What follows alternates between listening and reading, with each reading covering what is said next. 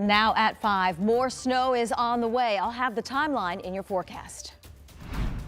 Getting a jump start on the 2026 legislative session. The other issues that Indiana lawmakers are now taking up while they take a little break from that controversial redistricting issue.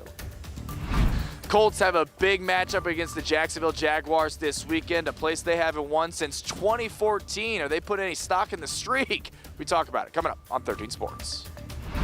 We are just days away from the Big Ten College Football Championship game. What you can expect to see around downtown as IU prepares to take on Ohio State. Live from Indy, you're watching 13 News.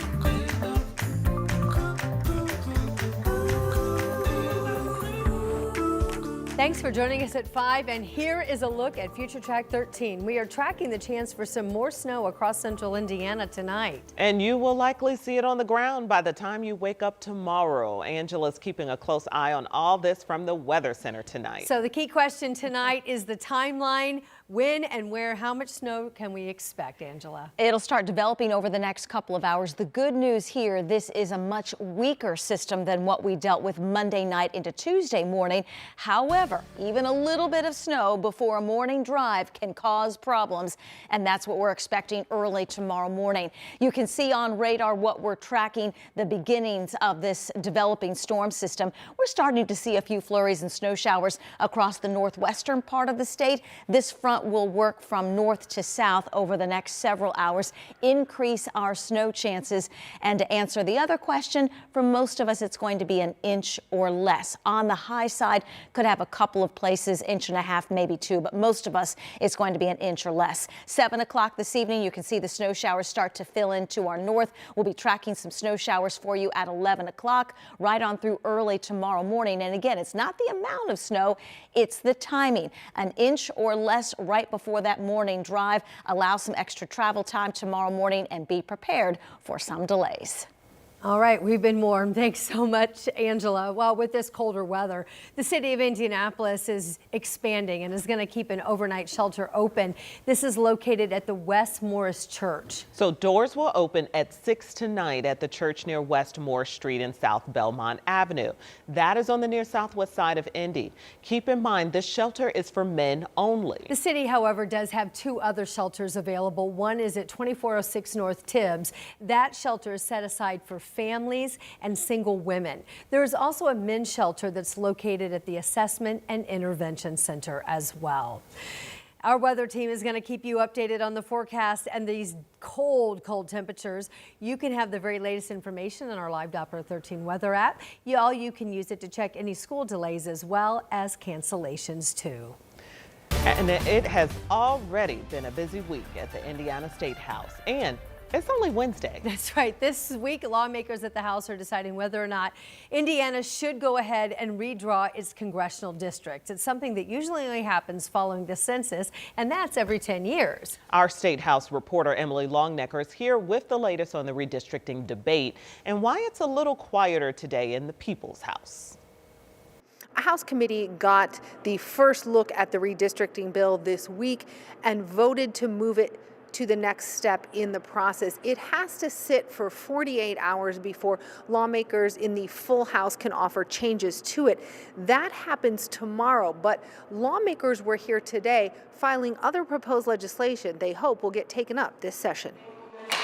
So far, lawmakers in the House filed close to 40 bills on everything from firearm storage and child care funding to legislation dealing with Medicaid and immigration. Another topic among the proposed legislation so far, data centers and the amount of water used by them and how that can be regulated.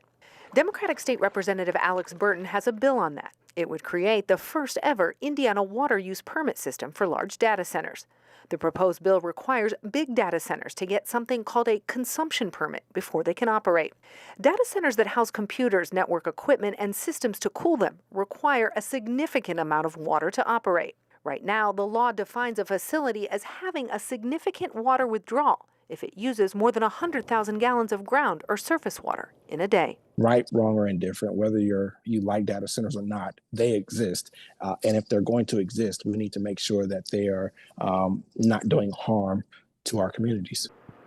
Burton's bill, just one of many already filed by lawmakers, but right now redistricting seems to be the topic of the day, and that's something Democrats have criticized, saying that Hoosiers are really more focused on issues of affordability, and actually lawmakers on both sides of the aisle say that their constituents would like to see things addressed, like the cost of health care, child care, grocery prices, and certainly in the coming weeks we expect to see bills addressing all of those issues. At the Indiana State House, Emily Longnecker, 13 News. Yeah, so many developments. Emily, thank you. And don't forget, you can always keep up to date on everything that has to do with redistricting over on our website. Just check out WTHR.com/redistricting.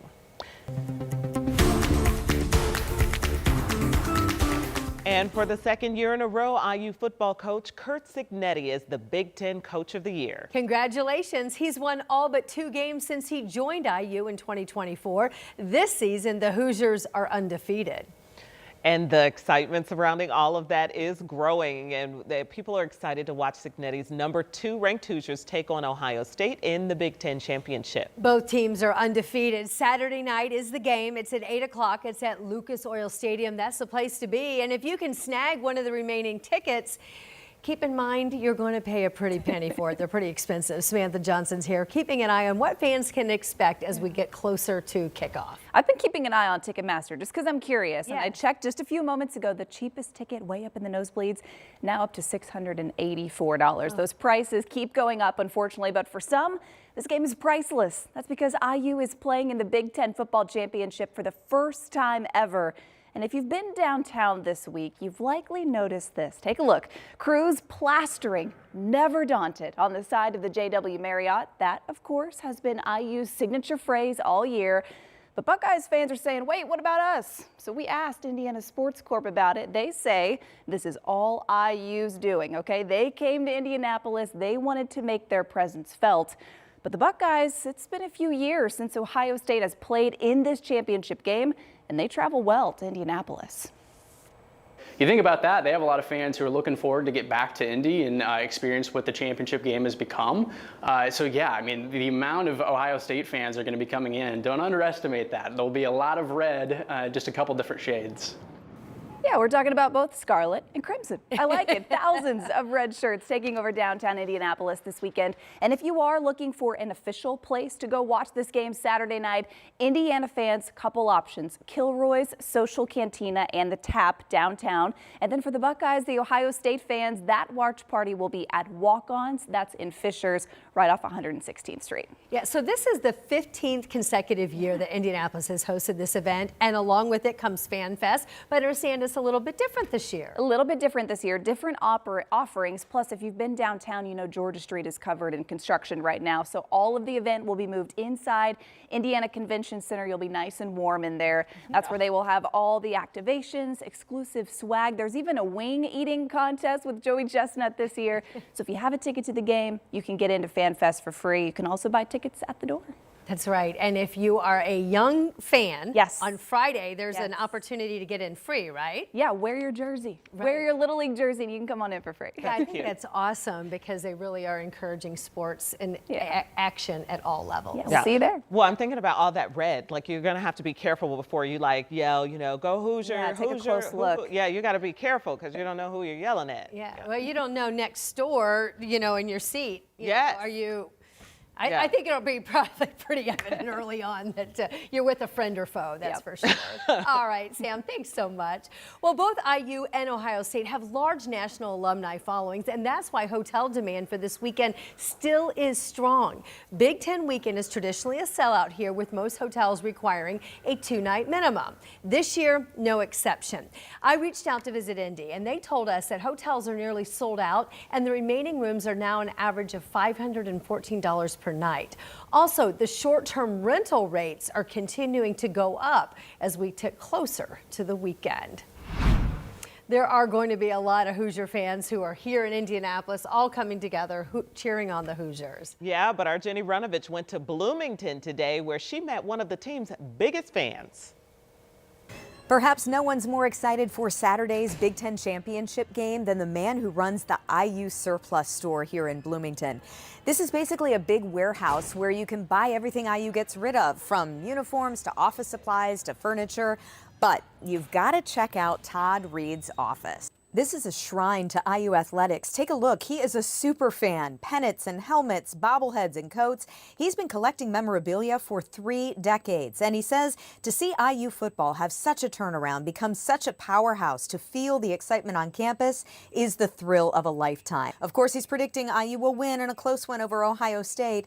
This championship game, by the way, means more to Todd for personal reasons. He says he's not just a super fan, he's super blessed, battling leukemia and recovering from liver cancer. Last year, he missed the big IU Notre Dame college football playoff game in the hospital undergoing surgery. This year, he's rebounding after chemo and treatments, mirroring the winning ways of his Hoosiers. Looking forward to a win on Saturday. Oh my goodness. Yeah. Have fun. Yeah, this is just, really something for Indiana fans, to be in this place and at this time. I was talking to people at the Sports Corp today, and they said, tickets for this championship game did go on sale in August. And those that were smart bought the tickets then. Yeah. If you wanted to be on the 50-yard line, second row, Ticketmaster says that'll cost you $3,600 a person. Wow. Now. Yeah. Angela, their first time, so it's right for them to be excited. They should be excited. We're all excited for the sea of red that we're going to have downtown this weekend.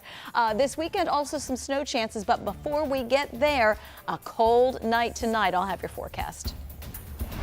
Trump accounts are making headlines after a multi-billion-dollar donation. Ahead, I'll tell you what's the deal with what a Trump account is, plus possible benefits.